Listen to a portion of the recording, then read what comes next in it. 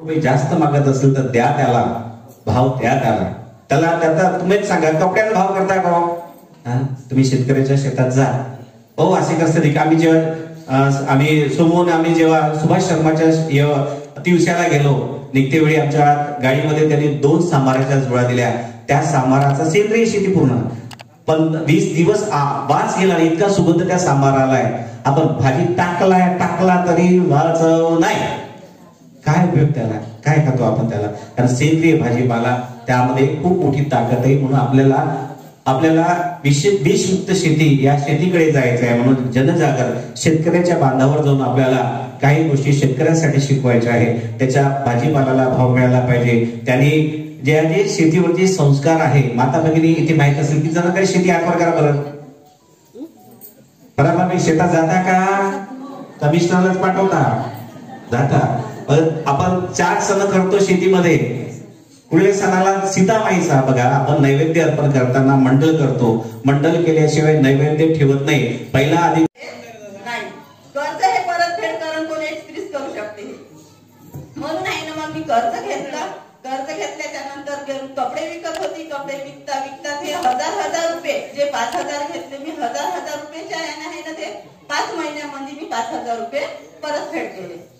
मग मी ते कपडे विकल्याच्या नंतर मग आता पूर्ण खेडे करता ह्या बचत गटाच्या आधारानं इकडे तिकडे जाऊन बचत गटाचंही काम करतो. किशोरी मुलीची सभा घेतो. आरोग्याचंही काम करतो आणि हे कपडे पण विकतो. म्हणजे त्याच्यामध्ये माझे 2 कामं होत आहेत. असं करता दिवाळीचं सीझन आलं. दिवाळीच्या सीझन मध्ये सकाळी मी 8 वाजता ते 11 वाजेपर्यंत जाऊन मी 6 ते 6.5 रुपयाचा धंदा करून येत असतो एका दिवशी असं येता मग आमचे अभियानाचे काम वाढण्यात आले. त्याच्यासाठी आहे ना हप्त्याचे माझे आहे ना एका दिवसाचे 6 ते 7,000 रुपये पडत होते. हप्त्याचा रोज पडत किती असेल?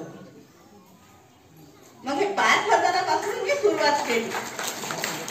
आज हे फक्त आपल्यामध्ये आहे हिंमत पाहिजे. बचत गट हा आहे ना काही याच्यामध्ये काही न करता आपण फक्त आपल्या आहे स्वतःच्या पायावर उभं होऊ शकतो.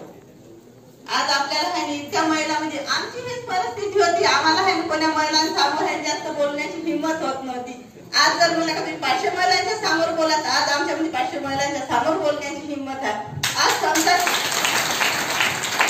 आज कोणता जर माणूस जर आपल्याला जर कोणी आपल्याला जर काही म्हणलं तरी पण आपल्यामध्ये ताकद आहे. आणि आपल्या जर देखता समजा कोणत्या मुलीला जर काही जर म्हणत असेल तर आज आपल्यामध्ये 2 महिला घेऊन का 2 महिला नाही 10 महिला घेऊन आज त्या माणसाला आपल्याला धावण्याची आपल्यामध्ये ताकद आहे. आज कायद्यामुळे आज गटामुळे आज गट आहे म्हणून आपण गट हा एकीचा गट होत नाही. याच्यासाठी आपल्याला आहे ना सर्व महिला एकत्र येऊन आज आपल्या देशामध्ये आहे ना आपल्याला ताकद दाखवायची. हेच आम्ही